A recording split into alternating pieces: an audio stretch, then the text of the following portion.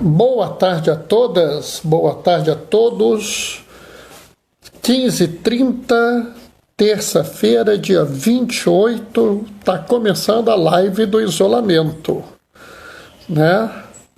Estamos no primeiro momento, o momento onde a gente espera as pessoas chegarem, cumprimenta quem está chegando, dá um oi geral. Então vamos esperar cada um chegar, né?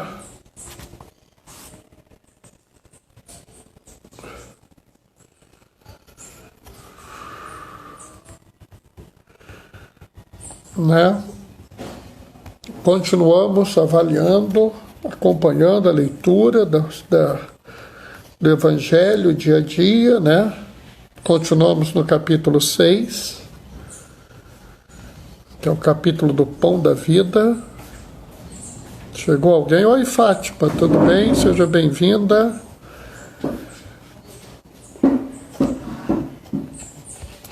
Estamos aí começando a live, né? Hoje, como eu falei, né, a gente continua ainda no capítulo 6, né? O capítulo 6 é o capítulo do Pão da Vida. Chegou o Sérgio. Sérgio, eu não sei quem é o Sérgio, mas seja bem-vindo, Sérgio. Né, olhando assim, eu não consigo reconhecer a foto, né? Mas como eu estava falando, nós estamos lendo esses dias o capítulo 6, o capítulo do Pão da Vida, né? Então tá nessa dinâmica. Oi, Maria Alice, tudo bem? Seja bem-vinda.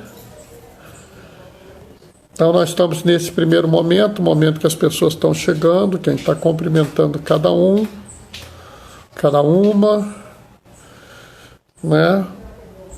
Hoje a leitura tem umas coisas interessantes para a gente pensar e debater, sabe? Tem uns negócios que vale a pena. Então a gente tem que acompanhar aí, vamos ver, né? Nós estamos bem, Maria Alice, está tudo tranquilo aqui em casa, né? Hoje a gente fica meio assim, né? Porque a gente fica no isolamento, quase não sai de casa, então a gente fica meio assim, mas tá todo mundo bem, graças a Deus. Eu, para variar, tô com um pouco de asma, mas isso é assim mesmo, né?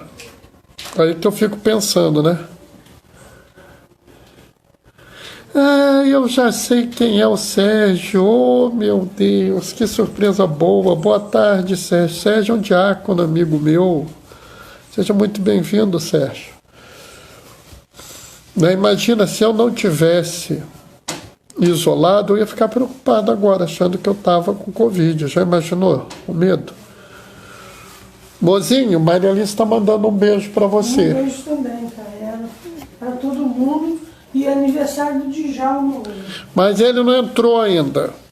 Entendeu? Ela falou que estou com muita saudade dela. Gabriela? Será que é quem eu estou pensando? Pessoal, Maria Alice, mozinho disse que está com saudade de você.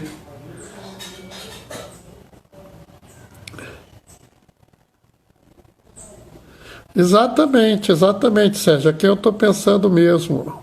Que bom que nós estivemos juntos, né? Que legal. Luke entrou. Fernando entrou também, né? É bom a gente estar junto aí. É bom a gente aproveitar. Estamos só dando mais um pouquinho para mais alguém chegar. Daqui a pouco nós estaremos juntos, lendo as leituras, fazendo essa reflexão, né?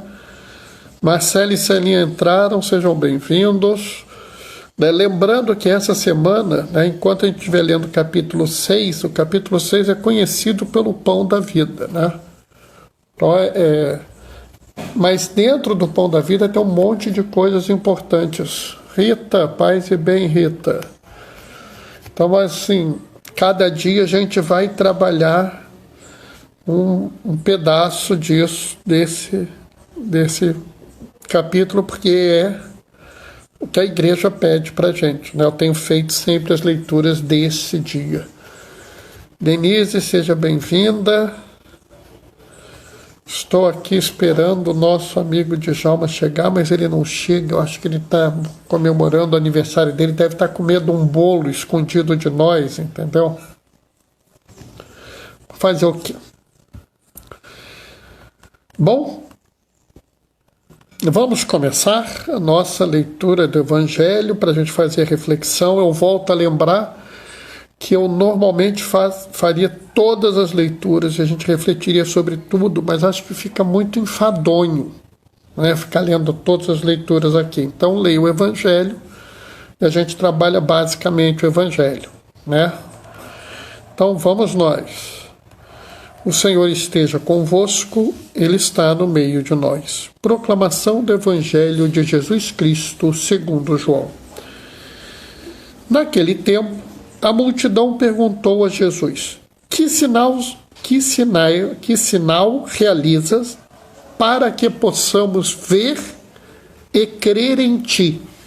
Que obras fazes?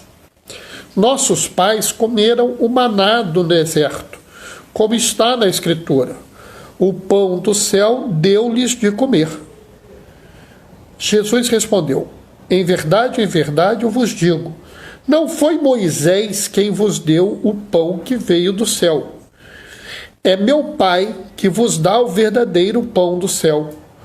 Pois o pão de Deus é aquele que desce do céu e dá vida ao mundo.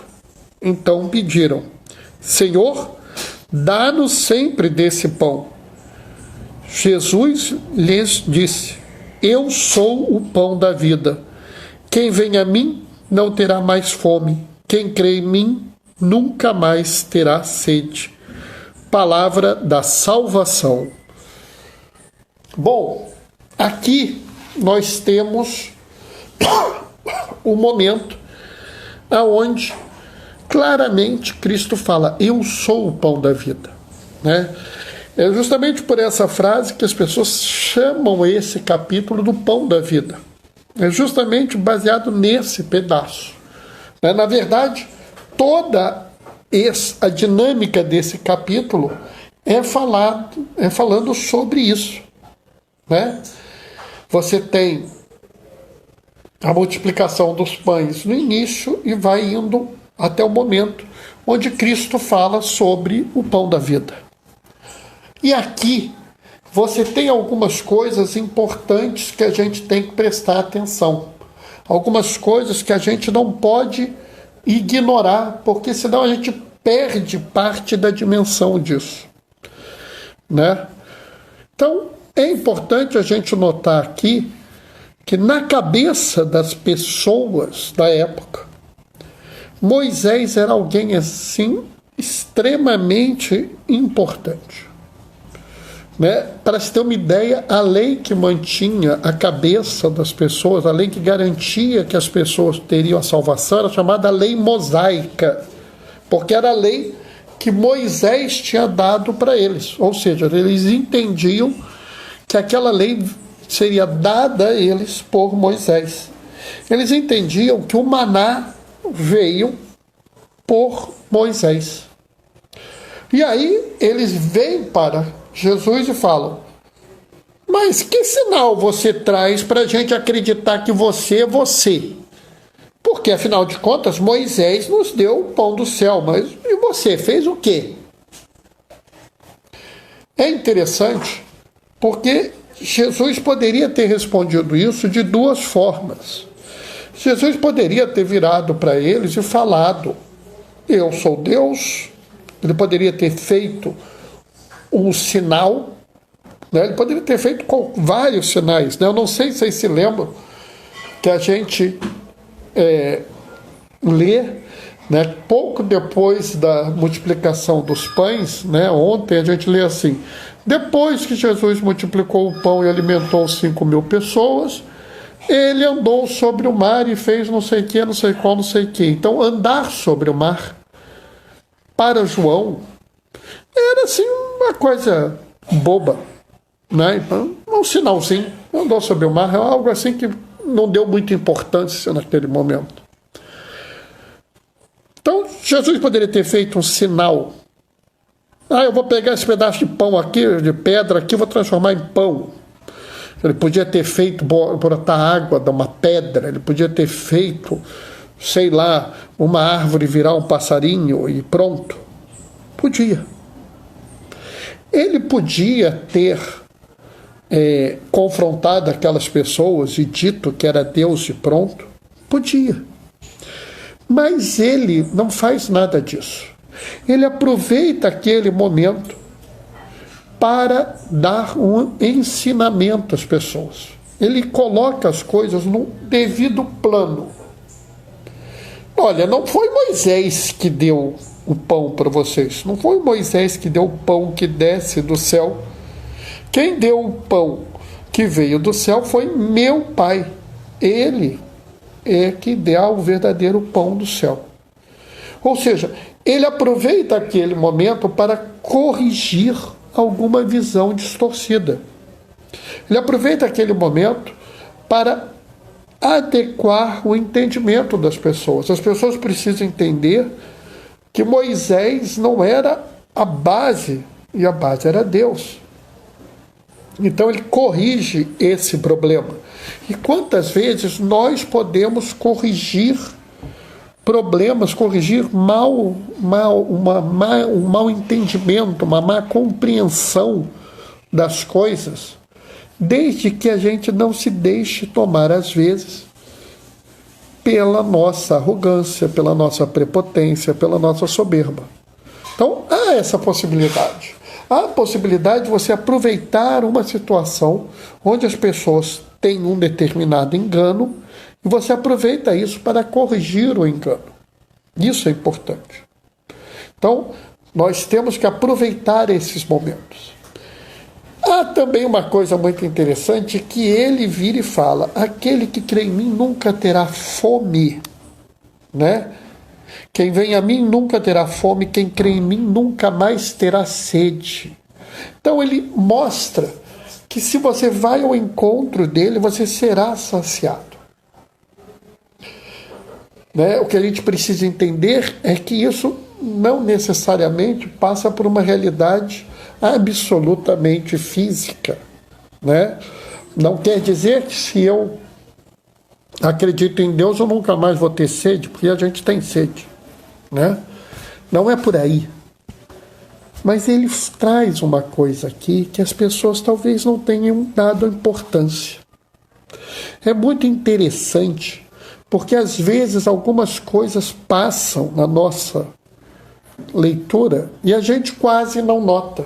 A gente às vezes fica tão fixado em determinadas coisas que a gente nem observa isso. Então, olha aqui. Que sinal realizas para que possamos ver e crer em ti? Então, para a cabeça do judeu, era necessário que tivesse um sinal, que eles vissem aquele sinal e passassem a crer em Jesus. Isso não é muito diferente da cabeça de várias pessoas que nós convivemos hoje em dia. Muita gente acha que é necessário que ocorra um sinal, que ocorra um milagre, que ocorra uma grande mudança para que as pessoas creiam em Deus. Né? Durante essa epidemia que a gente está enfrentando agora, eu vi várias pessoas falando assim: seria tão bom que Deus curasse, acabasse com essa epidemia, que um bando de gente ia passar a acreditar nele. Pessoal,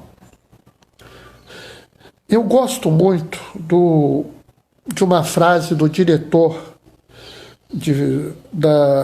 do grupo que avalia os milagres de Fátima, que ele fala assim: para quem crê, nenhuma prova é necessária. Para quem não crê, nenhuma prova é suficiente. Então, na verdade, a gente tem que parar de ter essa coisa que a gente fica pedindo um milagre, pedindo um milagre, pedindo um milagre, né? Não é por aí, pessoal. A gente sabe que Deus nos deu uma série de graças maravilhosas para que a gente possa realizar as obras do mundo, né? Então Deus nos deu a medicina, nos deu a farmacologia, a química, a física, nos deu a nossa inteligência para que a gente resolva essas coisas. Os sinais, quando forem necessários, ocorrerão, mas eles são situações absolutamente, vamos dizer, excepcionais. Oi, Cadu. Eles não são alguma coisa que a gente tenha que pensar ser corriqueira. Mas o mais interessante é a frase seguinte, que as pessoas absolutamente esquecem. Observem bem.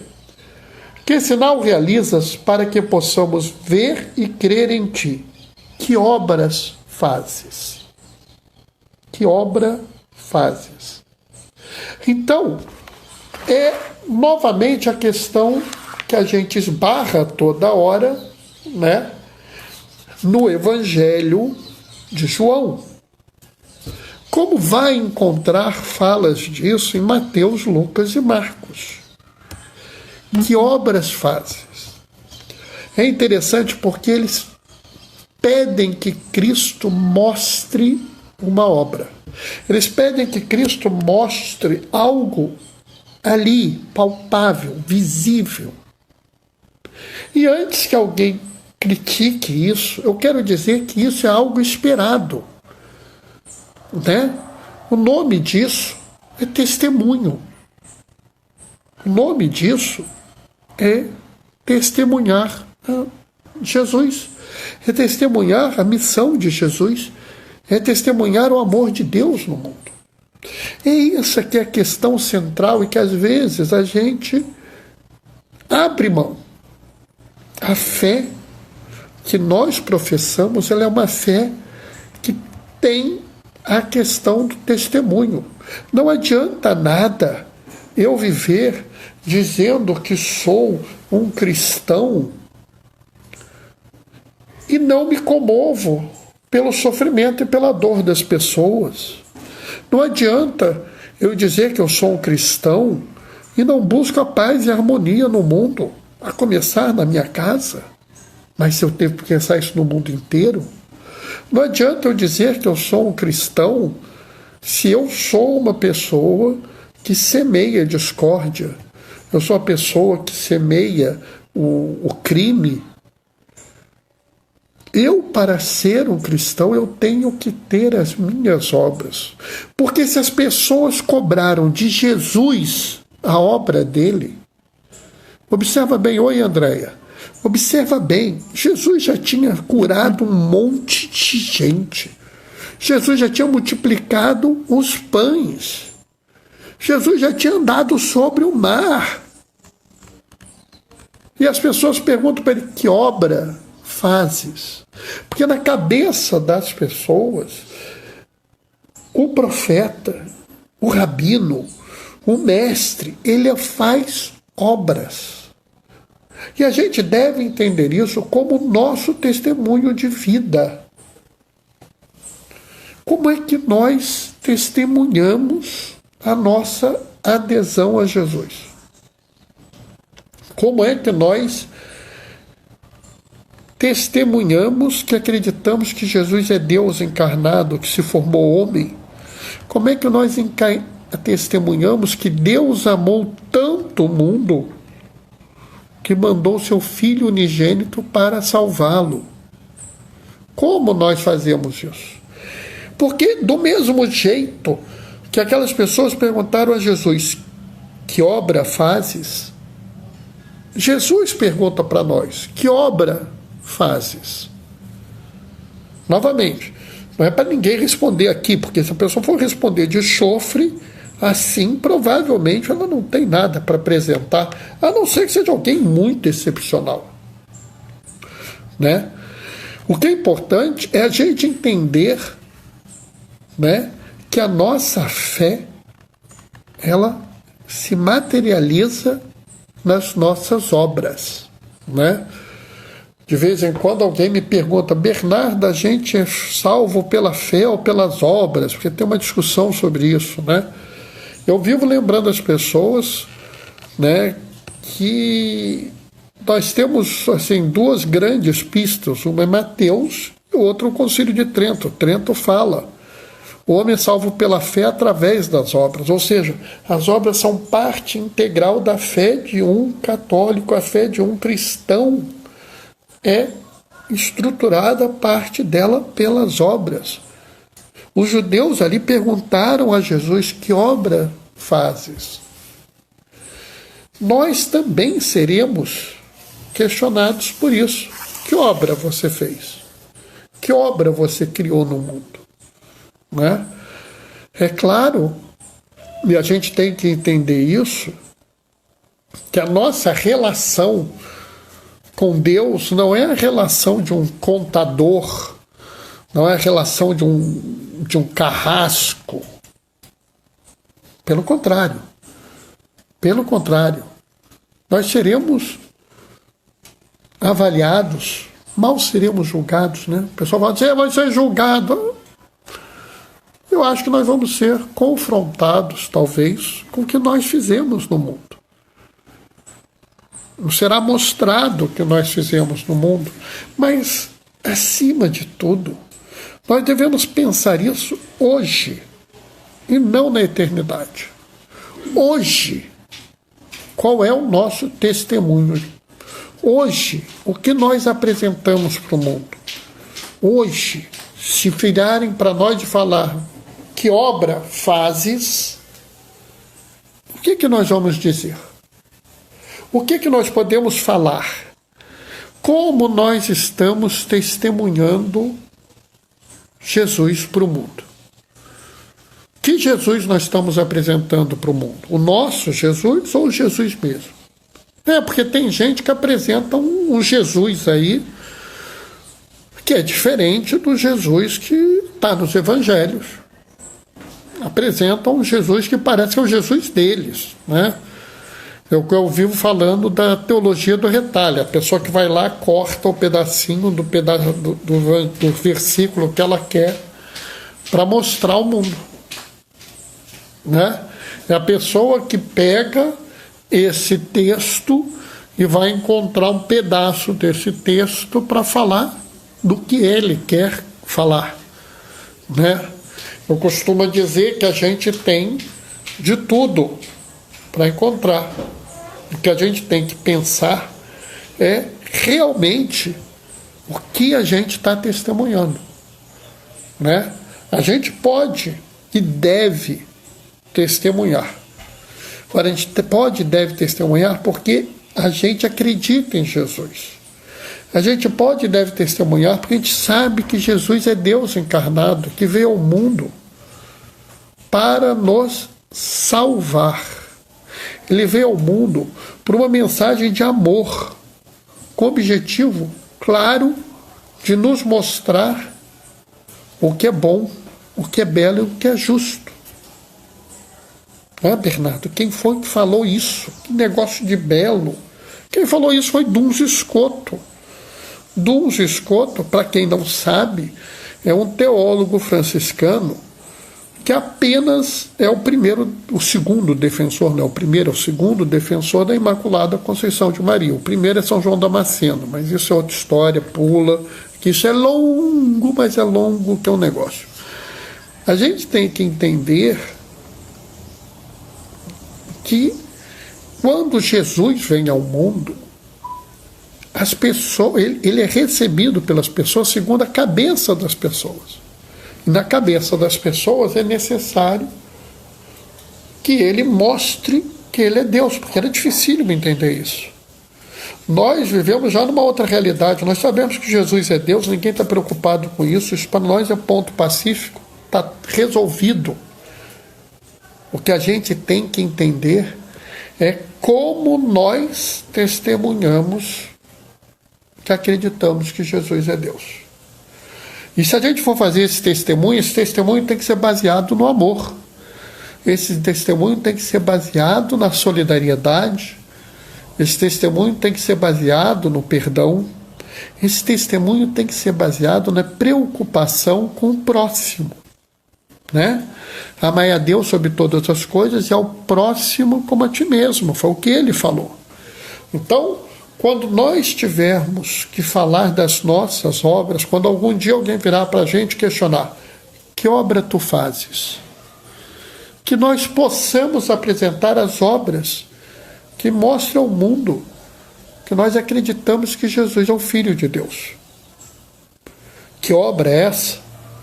Eu não tenho como te responder, porque cada um de vocês tem uma particularidade de vida. O que serve para mim não serve para o Cadu, por exemplo. O que serve para o Cadu não serve para a Andréia.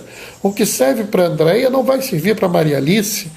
Cada um tem uma obra que ele vai fazer, que ela vai fazer. Mas, acima de tudo, nós temos que, com as nossas obras, testemunhar que nós temos certeza que Jesus é Deus. O que implica em mostrar ao mundo que o nosso irmão é valioso. Mostrar ao mundo que a vida é valiosa e que todas as vidas são valiosas. Não existe vida mais valiosa que a outra. Não existe vida mais importante que a outra. Não existe vida de primeira classe ou vida de segunda classe. Todas as vidas são importantes, igualmente importantes. Todo ser humano é igualmente digno. E, portanto, todos somos iguais. Não existe nenhuma forma de acepção de pessoas. Então, não é admissível que nós tratemos alguém mal por qualquer motivo que seja. Não existe essa possibilidade. Nós podemos até não gostar de alguém.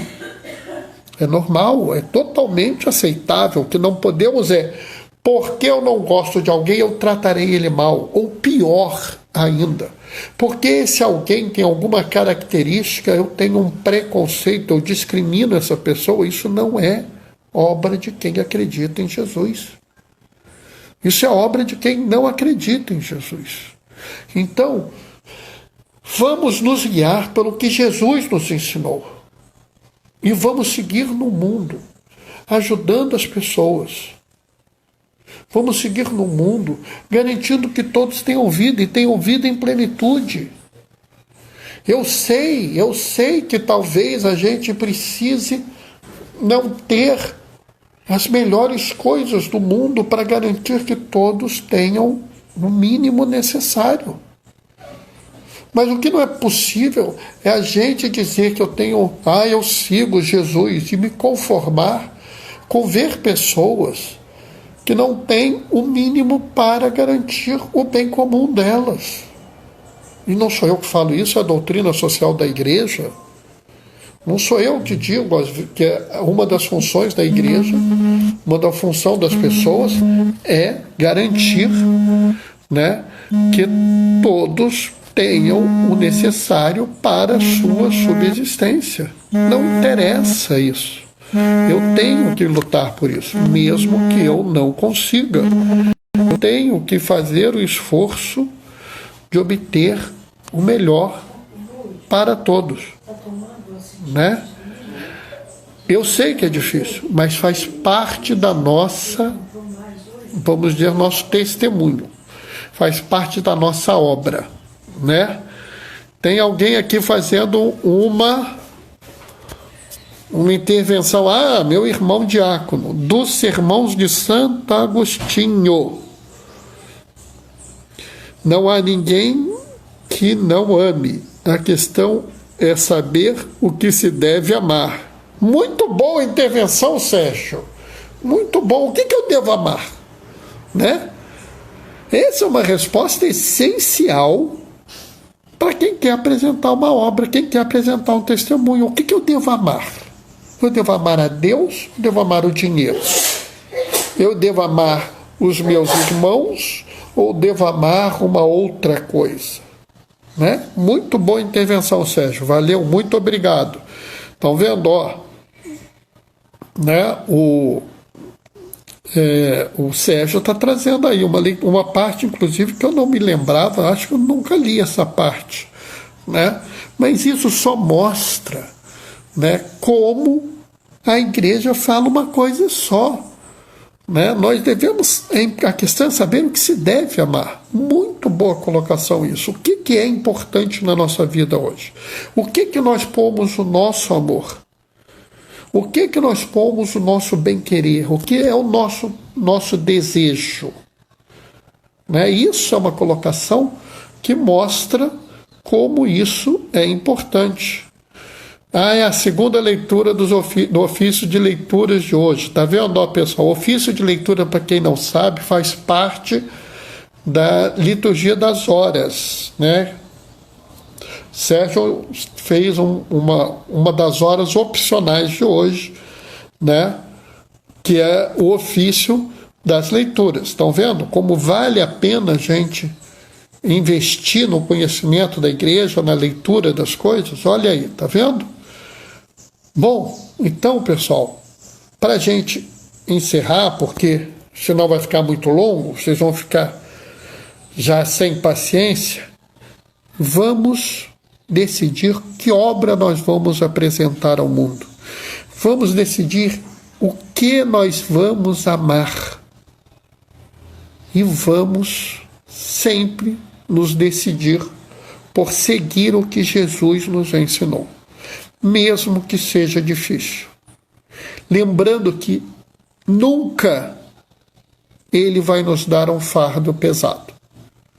O fardo que Ele nos dá é leve. Se o que você está fazendo, achando que está seguindo Jesus, é um fardo muito pesado, você provavelmente está enganado, tá? Mas isso é conversa para um outro dia. O que eu tinha para falar para vocês era isso, então vou fechar minha reflexão com o meu habitual. Vamos dar a nosso testemunho ao mundo. Vamos seguir em frente. Atualmente, seguir dentro de casa, porque a gente tem que proteger a vida. A gente deve amar a vida, né? E vamos pensar como testemunhar Jesus ao mundo. Amém? Bom, a minha reflexão para hoje acabou.